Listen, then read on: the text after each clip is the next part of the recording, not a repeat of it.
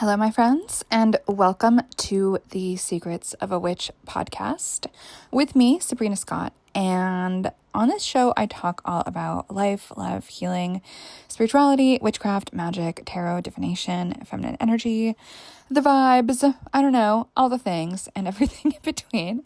And on this episode, I think this is going to be pretty short and sweet. You guys know kind of the topics that are interesting me these days. It feels very increasingly urgent for me to get these ideas out there.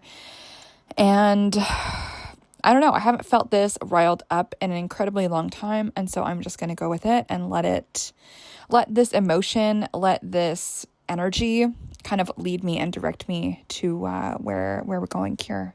So I think it's just important. So apparently it was Jezebel magazine that hired the witches from Etsy to curse Charlie Kirk. And the headline basically was saying that he was anti-woman, and so they're going to be a big problem for him because he's anti-woman. But there's like a bunch going on here, and I want to make this a pretty short and sweet episode, so I'm not going to get fully into the weeds, but there's a few things going on here. So one thing that I'd like to just point out is it's clear that these writers at Jezebel had never actually spent any actual length of time with any of Charlie's work or content. And obviously he was coming from a place of Christian evangelicalism, which is clearly not the place I'm coming from.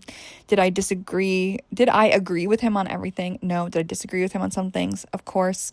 But I actually think that if feminists and women are really paying attention, they will notice that actually Charlie was doing a great thing for women who date men, in that all of his content around relationships has talked specifically about how men need to stop being useless losers with no goals. He talks specifically about how men need to do more, achieve more, create more, earn more money, pay for the women that they're taking out on dates, even if they have to go into debt to do so. And Charlie talks about this provision and caring and providing for women as a form of honor and being the right thing to do. And I wish this perspective was more common among feminist men. And I think this is maybe a hot take, somewhat related, somewhat not. I think a lot of feminist women hate men because a lot of feminist men are total douchebags who don't open doors for women, who don't provide for women, who kind of resent women. And it's just bizarre. So it's just like a weird situation. And I've really seen this play out in my own life, where as soon as I started to be open to dating conservative men, even when I was on the far left, I noticed, holy shit, these men are treating me amazing. What's going on? And so it really was kind of part of what began to change my mind about all of this stuff way, way back in like 2017, 2018, when I started to open my dating pool a little bit and just be open. And I think Charlie's message towards men and how they need to be treating women and providing for them and just being useful, doing stuff. Like, how many left-wing men can build a shelf? I know I keep using that as an example, but I mean, let's be real. The only boyfriends that I've had or men that I've been with that can fix shit in the house and build some kind of furniture for me have all been right-wing men. Literally all of them. No left-wing man I've ever been with has built anything for me. They had to hire people to do that. So it's just really an interesting thing to think about. And I know I'm kind of going off on a tangent here, but all that to say, I think if feminists really care about improving the relationship between men and women and having men where there's less to complain about and less to resent, they really should be applauding what Charlie has done with his work, the message that he shared among men about how they can be better, how they can actually be men worthy of admiration. And it's just really, really important, and I really think that in terms of dating, if you're a woman and you're dating men, it's important to date a man that you actually admire. If you resent him and think he's a loser and want to baby him and teach him, why are you dating him? You're basically giving yourself a child. It's very bizarre. Anyway, so back to the topic. This feminist online magazine, Jezebel, decided to pay some witches on Etsy to curse Charlie Kirk a few days before he died. And they were doing that ostensibly because they disagreed with his views. They disagreed with what they perceived to be his views. And I don't even necessarily think that these people really could describe what his views actually were. Like, it's very clear that this was kind of a rage bait, clickbait, just taking a few clips out of context, not in their entirety, just like a few seconds clip here and there that can give a incomplete perspective. It's very interesting to me that a lot of these people writing these hit pieces and takedowns and slander towards Charlie and anyone else, really, if they do it towards him, they're going to do it towards most people. They're spending more time writing the article than they actually are listening to the content of the person who they're supposedly critiquing and disagreeing with. I find it very interesting. People will spend 3 hours trolling people online, and yet won't spend that 3 hours actually watching the content of the person that they supposedly think is evil. It's very interesting, and it's just bad research. It's not intellectual. It's a very unfortunate way to form opinions. But back to the topic, they're basically hired these people to curse him for simply a difference of opinion. And obviously that's disgusting. Obviously they just did this for clicks and views. I'm sick of this normalization of left-wing witches cursing people on the right simply for being on the right, not for committing war crimes, not for murdering anyone, not for hurting anyone, simply for having a difference of thought or a perceived difference of thought. And there is this two-dimensionalization that the left tends to do to the right. And the right is actually incredibly diverse. It has its different factions. It has its different thinkers who disagree with one another and yet are still able to hold each other up and endorse one another and be friends. And you don't see that as much on the left at all. The left tends to be this ideology based on sameness and mimicry. And I know that because I was in the left, so I can speak to this from the inside back when I was in it. And there is this purity culture on the left, ironically, where in order to be pure and moral, you need to say these certain things, be these certain things, regurgitate these particular talking points. And on the right, it really isn't about sameness at all. There is a acceptance of difference and a tolerance and a coalition building between those who are not necessarily in agreement about everything. And in that spirit, I support, Charlie's memory and what he was trying to do, discussing things with people he disagreed with. But anyway, back to the topic of witchcraft. So this brings up the question of, when is a curse or hex justified in witchcraft and magic? And I'm sickened that a lot of witches online and all of that seem to be applauding this hex and this curse, whatever was done, and saying that, okay, this hex and curse is at least partly responsible for his death. Hooray for us. And that is disgusting to me for so many reasons. As witches, as ethical witches, we should not be doing this kind of thing. We should not be applauding this kind of thing. And magic, if you take it seriously, is a powerful thing. If you know what you're doing magically, it's incredibly potent, powerful, effective. And it's something to hold with sanctity and sacredness and responsibility. And I think a lot of witches, unfortunately, are too concerned with being power hungry and wielding that power aggressively towards others they even just don't like, or even just to see if they can. And that, for me, is not what magic is about at all, and it's absolutely reprehensible. Magic and witchcraft is not about exercising our power over other people just for the fun of it and for the ego trip and the, hubris of it all. It's not about that. Magic is really about having that control over ourselves and doing that transformative work to ourselves so that we can heal, so that we can have a better life, that we can have a happier circumstance, that we can live life in a good way. It is not ultimately about harming others. Is magic sometimes about protection? Is it sometimes about aggression? Sometimes. It's actually often about protection. Have I done any aggressive rituals in my time? I have. Not many. I've been practicing for 25 years and I can count the amount of aggressive rituals I've done on one hand. That should be the case for everyone who has practiced 25 years. If you've been practicing for 5 years and you've done aggressive rituals against other people as many times, you are fucking up royally and abusing your power, if you even have cultivated any. And so witches need to take more seriously the power that we have as witches, and to just do this willy-nilly curses and hexing people we simply disagree with, I feel is a blatant abuse and misuse of what witchcraft and magic is all about. It gives us a bad name as witches, and I just find it absolutely deplorable. And I really encourage everyone in the witchcraft community to really condemn this type of behavior, this type of magical working.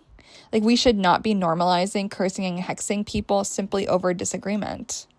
We should not be cursing and hexing our political opponents. This is just not something that we should be doing. And I know that for whatever reason, there are many people on the left who have this conception that witchcraft and magic really is only for you if you're an oppressed, downtrodden, sad, broke person. And yeah, magic can be incredibly helpful in those circumstances, but ultimately magic is for everybody and always has been. Magic is for you if you are left-wing, right-wing, center, libertarian, apolitical, atheist, Christian, Wiccan, whatever. Rich, poor, middle class. Witchcraft is for everybody and always has been. Always. And so I also think this attitude of witchcraft is only for the oppressed is keeping a lot of witches broke, sad, and miserable, because that's their ideology. That's their belief system. They think that the only way to be good and moral is to be a victim and to be in lack and a space of misery. In their misery, they perform their superiority, and then they also gain acceptance and accolades and attention for being downtrodden. It becomes a badge of honor. And this is a very broken thing in our community. Incredibly broken. Where success is seen as evil and evidence of evil, and therefore a reason to curse and or resent somebody. That should not be what witchcraft and magic is about. At all. Witchcraft and magic are tools that we can use and work with to elevate our own circumstance, emotionally, mentally, physically, spiritually.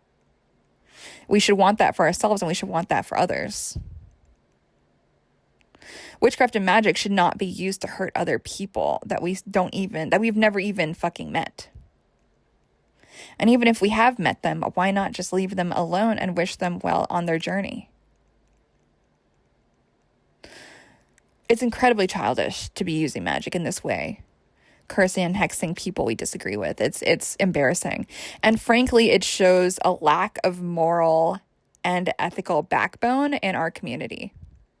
And this is embarrassing. And I think this is a criticism that a lot of the Abrahamic faiths and the organized religions will have against paganism and witchcraft communities. They often will, I think correctly, unfortunately, make the allegation that, godless heathens, they have no sense of ethics.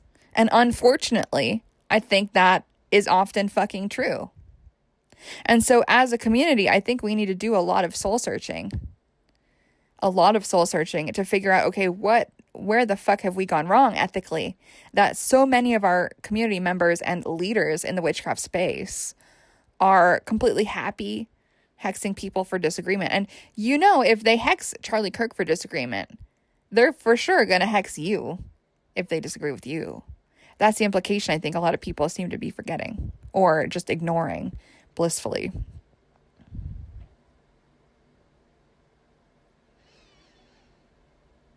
There are other ways to deal with disagreement. Magic should not be how we deal with disagreement.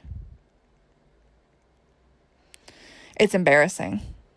And it gives witches a bad name. And it does make us look, frankly, pathetic when pitted against the ethical systems and ethical frameworks of other religious systems. And I know that witchcraft is, there's many different types of witches. Everyone maybe believes something different cosmologically. And so, of course, everyone's ethical frame is going to be a little bit different. And that's okay. Like, I'm fine with that. But it seems like many witches just simply don't have an ethical frame. Or the ethical frame is selfish and egotistical and arrogant, rather than humble, loving, and operating from a space of integrity and curiosity, and walking lightly. It's truly embarrassing for our community. I don't know what the answer is. I don't know what the answer is to fix this ethical problem in the witchcraft community, but it is a massive issue. And I know the Wiccans have, tried to do this with their threefold law. What you do comes back to you times 3. But a lot of witches don't believe in that. And a lot of witches are not bound by that as a group. And so I think a lot of witches just have skipped that part. They've skipped hold on, what are my ethical beliefs here? In what framework do I ground my ethics and my morals? A lot of people skip that part when they're building their witchcraft practice, and they just go right to, how can I get what I want? How can I do magic to get what I want? It becomes about greed and acquisition. And there's nothing inherently wrong with wanting things for ourselves. I think that's actually very healthy. However, we have to do the inner work. We have to look at the morals of it all. We have to look at ethics. And not from a place of woke, lefty, Marxist, structural, blah, blah, blah, blah. But more, on a human level. On a basic heart level. And I think a lot of witches, unfortunately, do skip that hard work because it is hard. It involves a lot of soul searching. It involves a lot of introspection.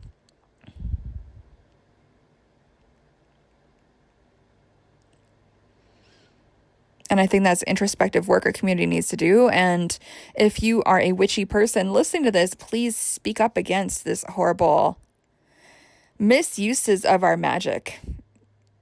We should not claim these people. These people should not be welcome in our communities unless they change their ways. That is my perhaps controversial opinion. I do not claim witches who are cursing influencers and podcasters. It's so pathetic. Go to the gym. Do a magic on yourself. Clean your apartment. Go cook something. Go for a walk. Call your mom. Make your own life better and make the lives of those around you better. I think, unfortunately, a lot of the left-wing witchy community, which unfortunately seems to be a lot of the witchy community, this is a problem on the left in general. They are abstracting people into symbols. And they think it's okay to be aggressive and violent towards these symbols they don't like. Someone stops being a someone and starts being a symbol. Charlie Kirk stops being a living and breathing human man with blood pumping through his veins and starts being a symbol. He becomes dehumanized. And they're going to do that to you too if they disagree with you. This is part of why this matters.